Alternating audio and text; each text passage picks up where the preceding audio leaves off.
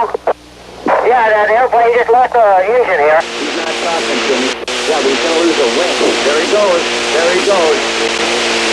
Oh, my God! Damn. It is unlikely that passengers or pilots aboard American Airlines Flight 191 knew what was happening as their DC-10 plunged to the ground. Investigators now believe that the rear engine mount on the plane's left wing gave way. The jet engine, being pushed at 40,000 pounds of thrust, flew forward, up, and over the wing, damaging these vital control surfaces.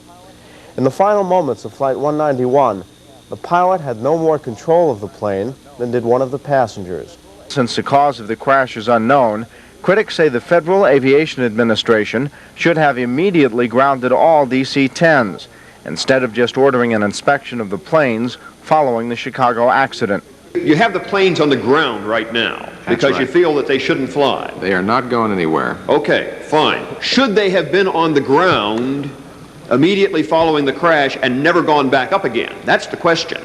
If we had had information in hand at that time that we have now, I would have made that decision then. So you did put unsafe airplanes back into the sky? I didn't say that. The FAA certified the DC-10 as safe when it first began to fly.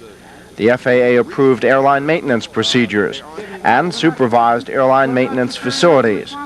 And the agency's computers indicated a long list of problems with the DC-10 engine mounts called pylons. This subcommittee, in the process of of putting together this hearing, has gone back and found evidence in your records indicating that as far back as 1974, there were questions being raised about the pylon assembly.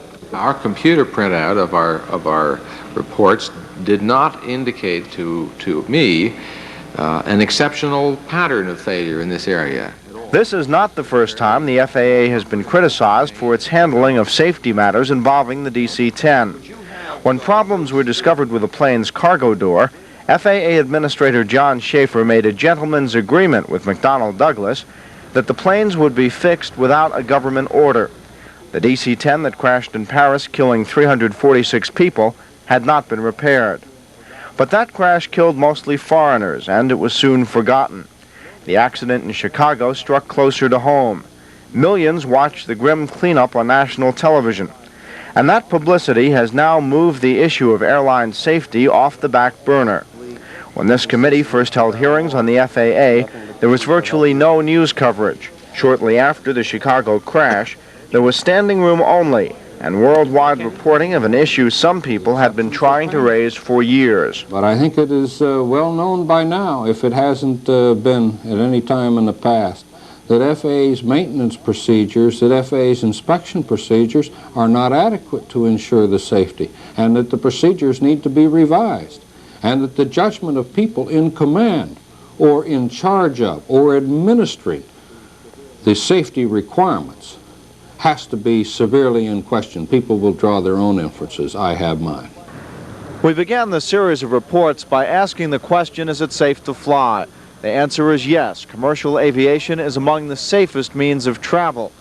But we also asked the question, could commercial aviation in this country be made safer? The answer to that question also is yes. The failure of the DC-10 and the system cannot be allowed to continue. In the memory of all those who lost their lives on May 25th in Chicago, we seek solutions. David Margulies, Channel 8 News, Washington.